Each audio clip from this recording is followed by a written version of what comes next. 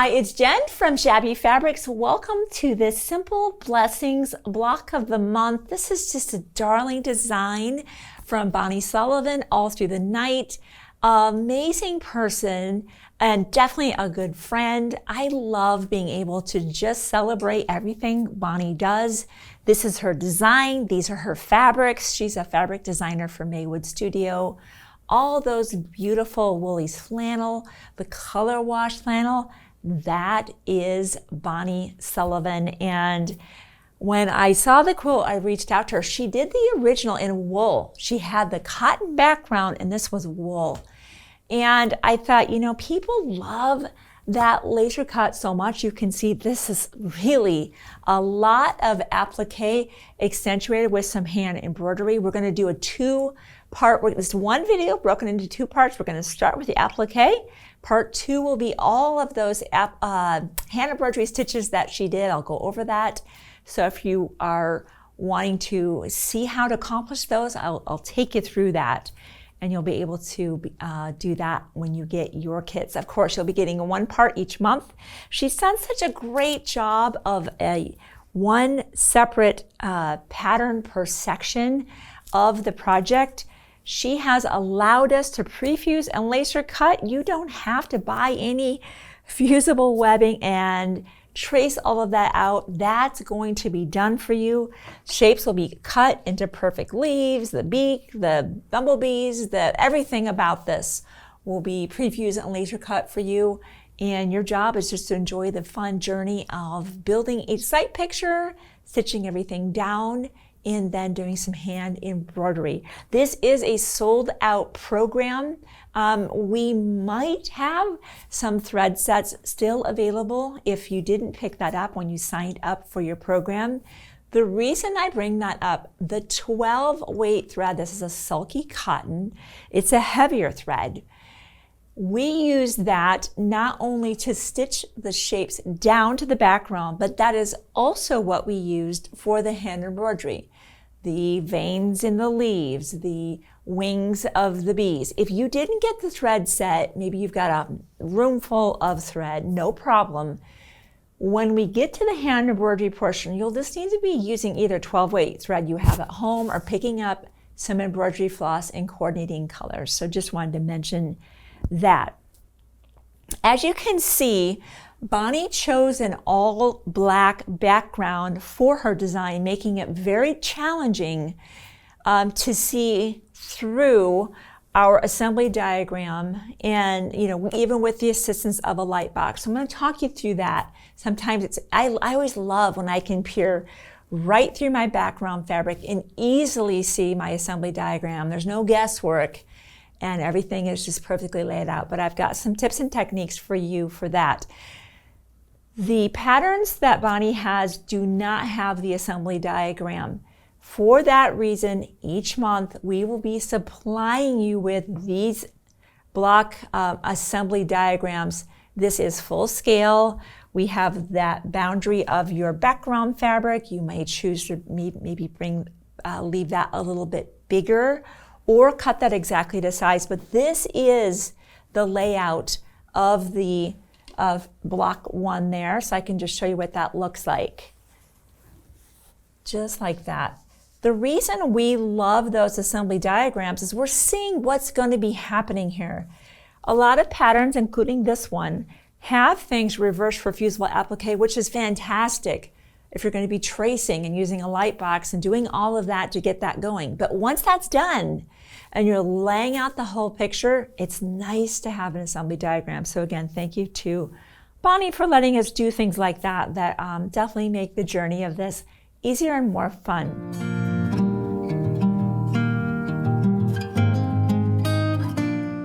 When you're approaching a project of this size, just break it down into different sections. What I mean by that is, there is no light box that's going to fit that whole size. When we use the Applifuse mat, maybe you have an applique pressing sheet, whatever that is you're going to be using, whenever there's shapes that are married together, such as these two, this here, these two right here is a great example.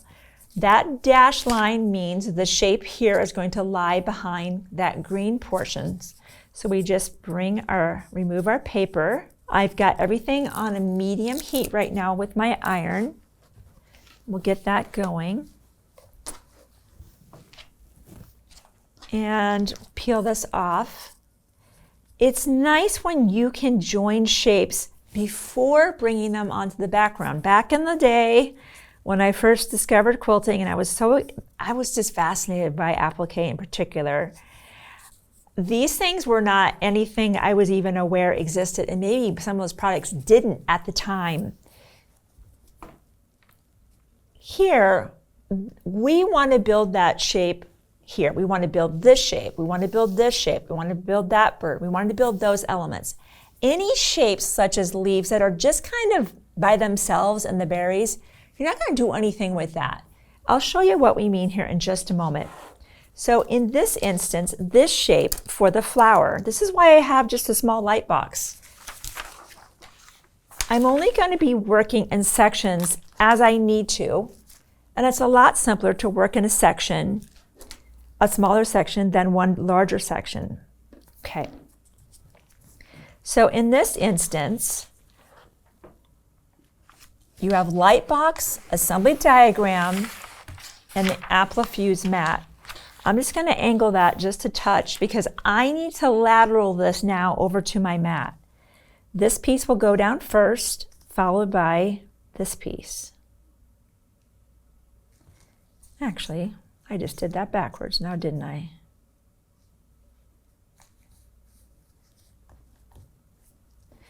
There's a tackiness to this mat that I love. Look at that. It's not even coming off. I love that. It makes it simpler. A lot of the applique pressing sheets that are on them are very slick. You could never do that. There's a grip to this, and they say that you can wash it with soap and water and have it just sit out to dry, and that it'll be tacky again, or to even put it in your dishwasher and run it through a cycle and it'll be nice and tacky again. I love that.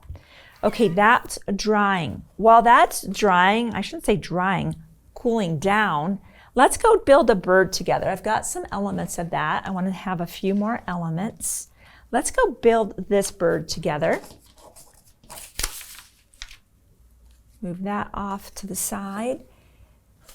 And again, we'll turn our light box on and we'll just work in a different section. We always want to say, okay, looking at this piece, sorry, I keep turning that light box on and off there. When we're looking at this section, piece 11, 12, 13, 14, that's the section I'm working with. The lowest number is going down first, followed by the next number, and then the next and the next. So that's just how you will work through using your light box and building this in sections. So we said the beak is first, that back wing back there.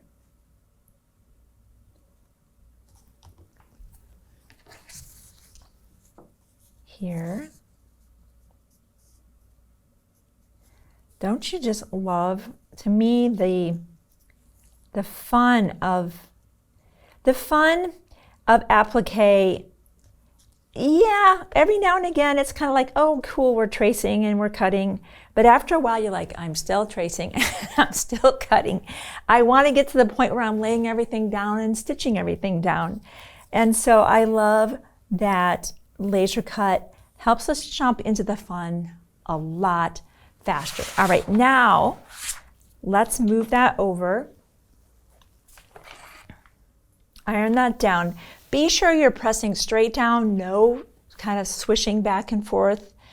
Everything now, all four of those pieces are merging, their adhesive is melting, and that's molding basically into one. You want to hold that in position about 5 to 6 seconds, and then you need to let that cool. Don't be like me when I first learned about these elements and I was so excited to pull it off there that it was still cooling down, and I literally pulled it apart. This one's cooled down, so I can easily just pull it off and now That is one. This is now cool. I need to let that cool down maybe just a little bit longer. I always get so excited doing these. I think that's probably enough time. And now 4 shapes have become 1. The applique mats are in 2 sizes. I love to use whatever size I'm using for that project. The bigger mat, if you're doing a big applique block, is wonderful to use. But if you're only putting small shapes together, just be using the smaller one because it can be awkward moving that big applique mat back and forth, especially if you're only going to be working in smaller shapes like we have here. So you're going to assemble all of that bird, that flower, the nest, that flower, that bird, that flower. Once that's done and you've got your background, here's where we are. We started ironing some of this down, and what we discovered is even with our biggest light box, when we put this down and turned it all the way bright, besides the fact that this is black, it's flannel, it's thick. We could not get a very solid sight picture to see these leaves. So one thing you can do is like, okay, from here to here, I'm gonna fold this in half and decide, okay, the bottom of my beautiful stem is, let's say, we're going to measure that to be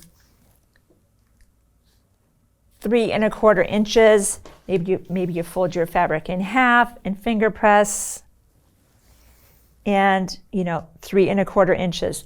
That you're just using some guides. We have some temporary marking tools. This is the white marking pen from Clover. So let's say that you did find that spot, and of course you want to maybe you want to pre-mark it, like it's here. This one needs to be here. That might help you get the kind of the juxtaposition of the main part of that down, which I'd recommend you do that. Establish your background, and then we'll go in. I'm going to move this over here for the moment. Once you have that down, now you can say, okay, my beak, my bird, I see that's about 1/4 inch down. And here's the thing, guys. This is freestyle. This is yours. There are no 2 that are going to be exactly alike. If you want your other leaf back here, put it there. If you want your bee back here, put it there. This is your framework in your playground. And those are the shapes. So you can put those wherever you want. This is kind of sitting right on that branch. You get the idea. I would work in sections versus trying to lay out this whole thing because, how? Unless you want to maybe put that on a big ironing board, that's an idea. On my wool pressing mat, I would work in sections. On a big ironing board, I would lay the whole thing out, lay out all of my shapes, step back, am I happy? And then iron down and just work my way down in the assembly line. And you're just ironing things in the background. That's it. So that's how we're doing the applique for each of the blocks, and you can see just the precision of everything being cut with a laser is just undeniable. That's a lot of shapes, and I've never been able to cut a perfect circle. Even on a drawn line, it wavers a little bit. So it's so pretty having everything so precisely cut. One thing I want to mention that we did that is a deviation from the pattern. In the pattern, Bonnie has us cut our bumblebee body out of kind of a gold, and that the black in the body is satin stitched. We went ahead and did a laser shape for you. So, satin stitches are very time consuming, and there's a lot of bees on this one. So we thought people might appreciate having a laser shape instead of having to do all of that satin stitching. If you want to do the satin stitching, just disregard that the black kind of bands on the bees, and you can just discard those and do the satin stitch instead. All right, that is how applique is done in the most efficient and fun way. And now I'm going to clean up a bit. I'm going to come back.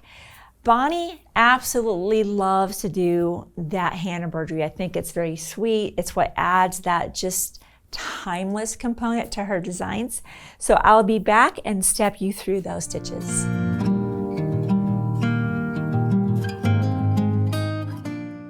So now that we're ready to do our hand embroidery, again, when you have a lighter background, you're working with cotton, not flannel, you can generally use your assembly diagram that has the embroidery lines, maybe bring your shapes to that before they're even ironed down. Of course, you'd be using a permanent marker at that point and be marking those shapes.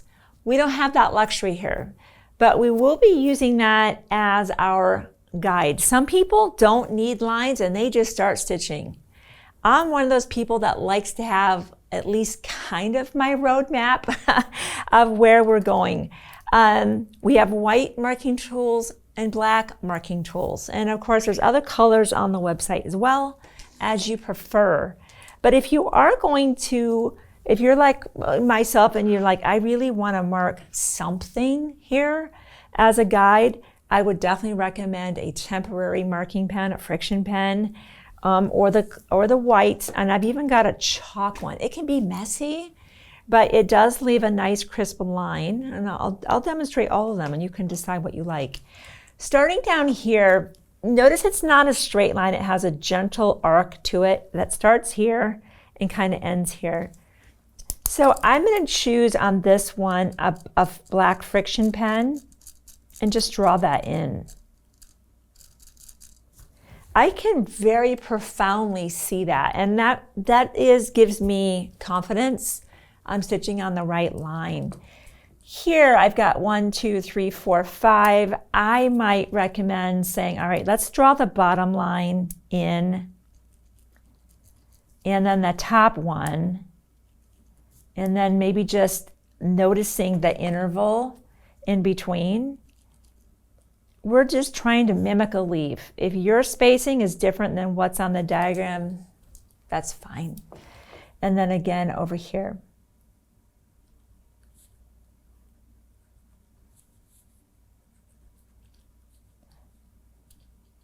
Just like that. Let me do the next one with the white marking pen, just so you're able to see it. Again, we can go draw that on. Sometimes with that pen, especially on that color, I don't see it as well. More difficult to use that. I'm more comfortable on this one, whereas maybe this line here, I can probably see that line just fine, and I can. And that's really for my chain stitch. So, you know, maybe it's a combination of a light and dark. Let me try that chalk. You know, maybe that's a nice one. It's got this, here, I don't know if you can hear that. It's got a wheel, and it's bringing this chalk right to a point.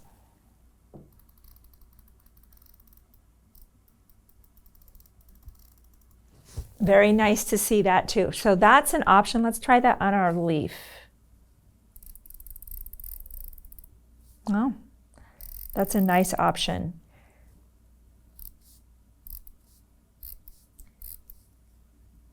A little easier to draw the center.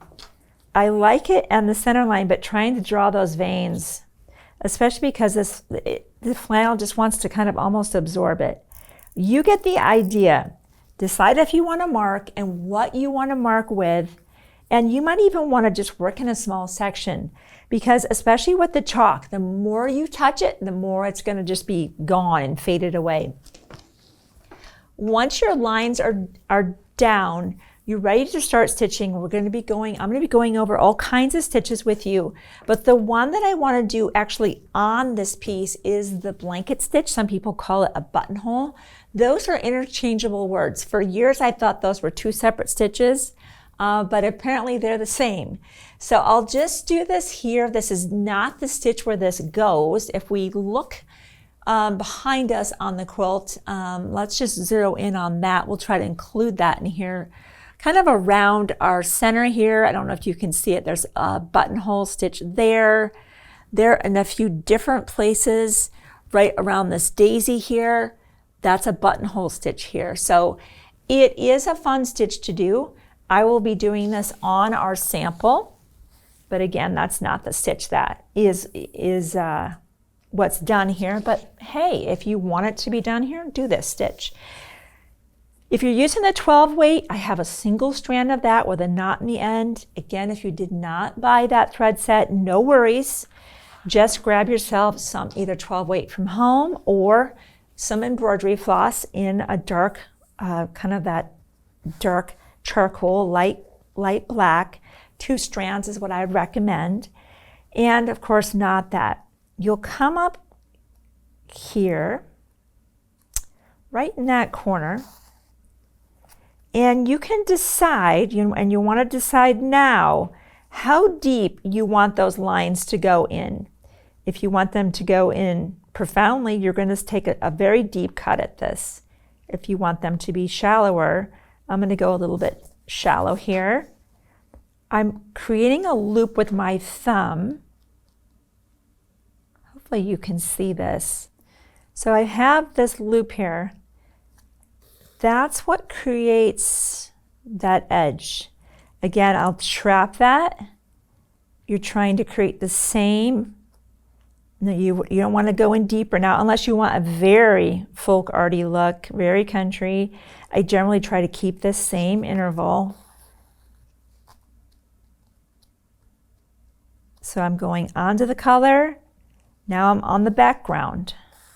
So this part of the thread rides along this part, and the part that's the spokes goes onto the appliqué.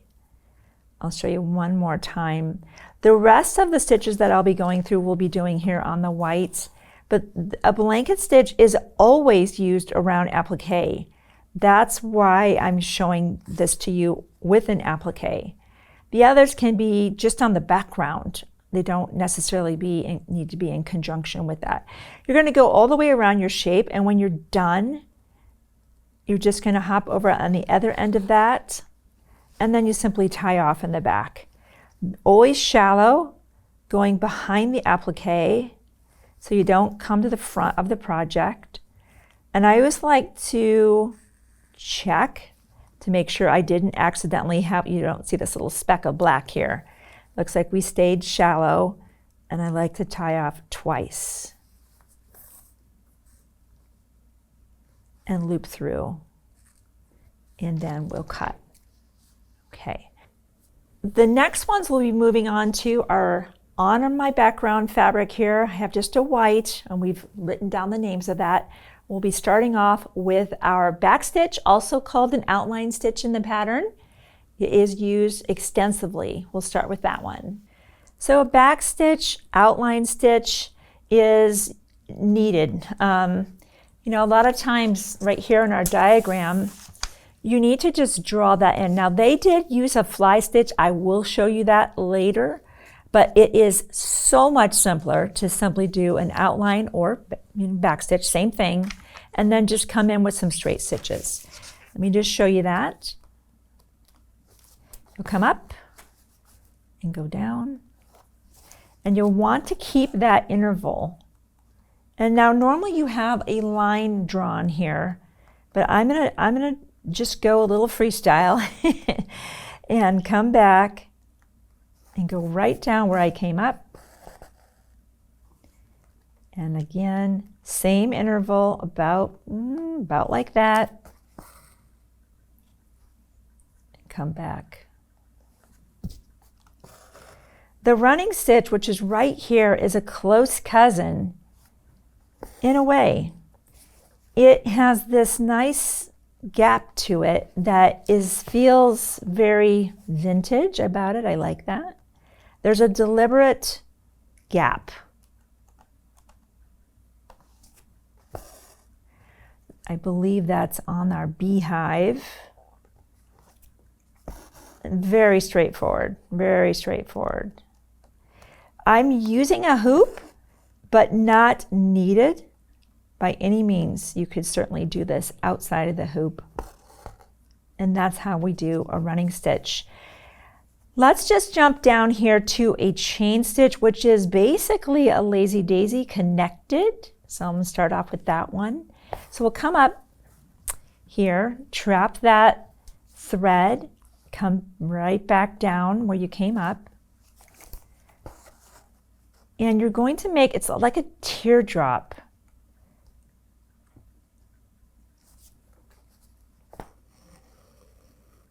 See that right there? Again, trap that. Needle comes here inside my loop, and I do another one. Again, at the same size of this teardrop, or what's really called a lacy daisy. Now that one was too small. I can live with that, or I could undo it. Let's live with that. Hey, that's what makes it charming, right? You can tell it's hand done. But let's try to go for a bigger one this time.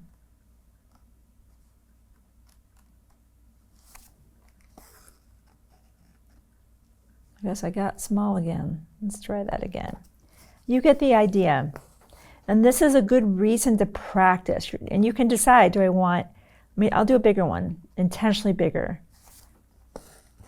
Whatever you end up, if you want this one, try to keep that going. If you want little, keep that going. I'll do one more, I'll do a bigger one. Keep saying that, and they all keep coming out small. I'll really go bigger on this one. Okay, once you're done, you're going to hop over that line, come to the back and tie off again.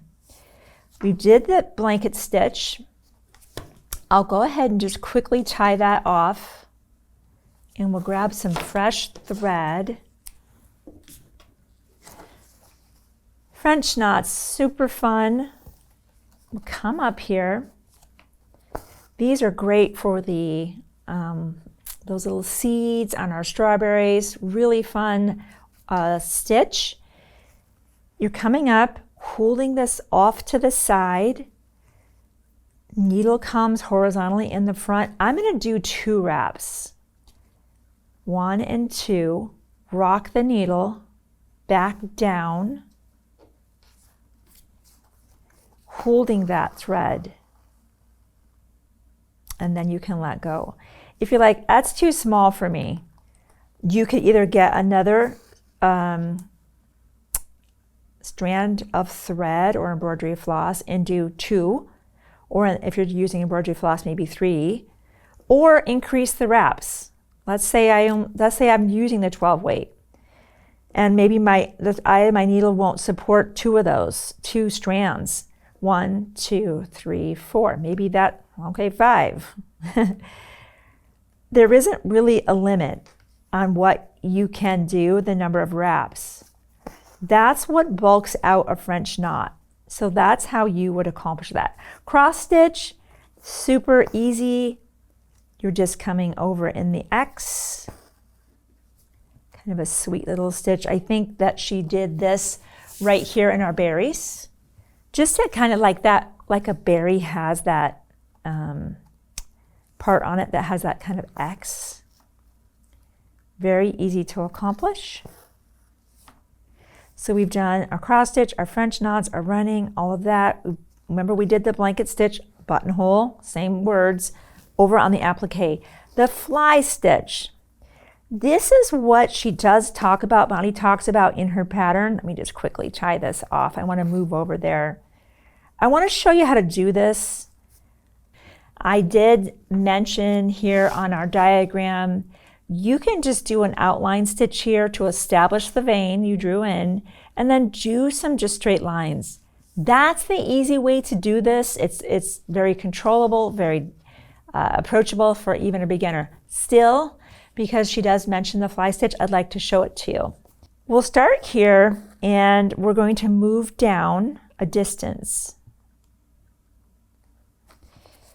And I want you to note that distance, and we're going to find the midpoint. See this? It kind of makes it a cross.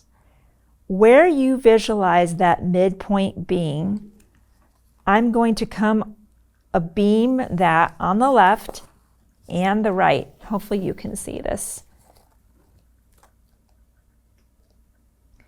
I need to do a straight on so I can see it, but then I'll show it to you. Just like that. So it looks like a cross, but we're not going to let go. We'll come up again at the base of where we first came down, and that's what creates that.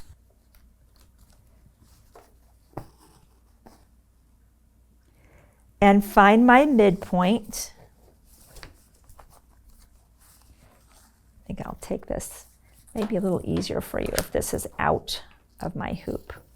And I want to show you, you don't really need a hoop. You can. I think it's sometimes a little easier to work without one.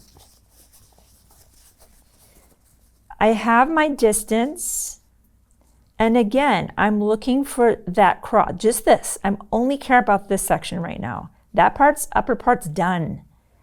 The cross, and then that right there, go straight beneath that. So about here.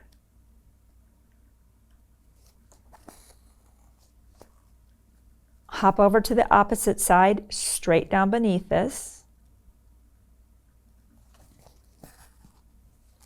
Come to the base.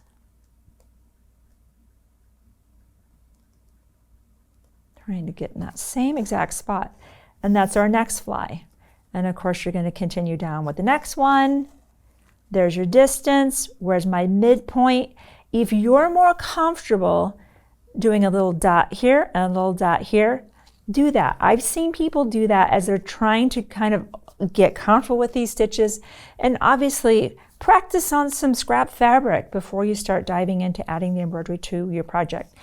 Just like we've just been doing with the other ones, when you're ready to end that, just come here and there.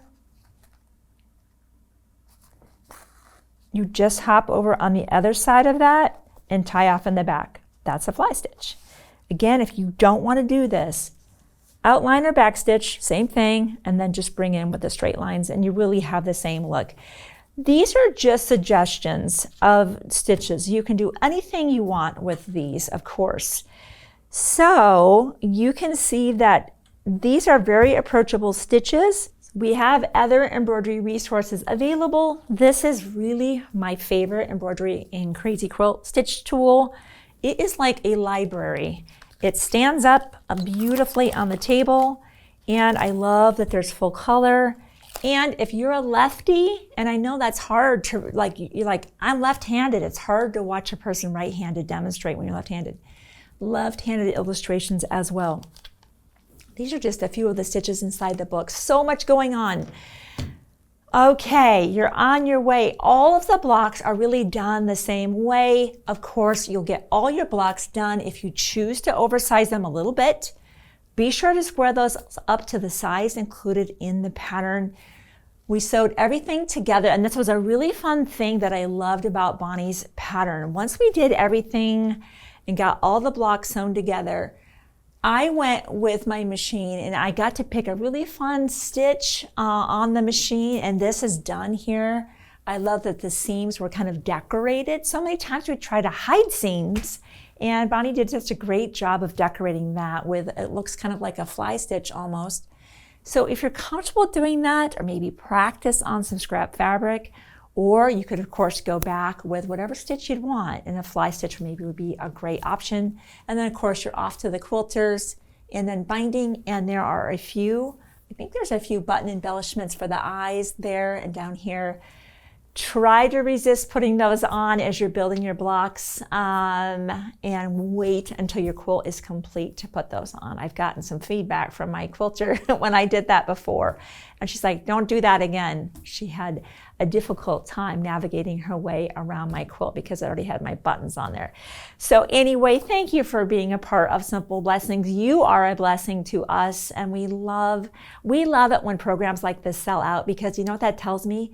You love these heartfelt, endearing quilts just as much as we do. If you haven't subscribed, before you do anything else, do that right now. So much more coming your way, and you want to be part of all the fun. Thanks again, and I'll see you soon on another Shabby video.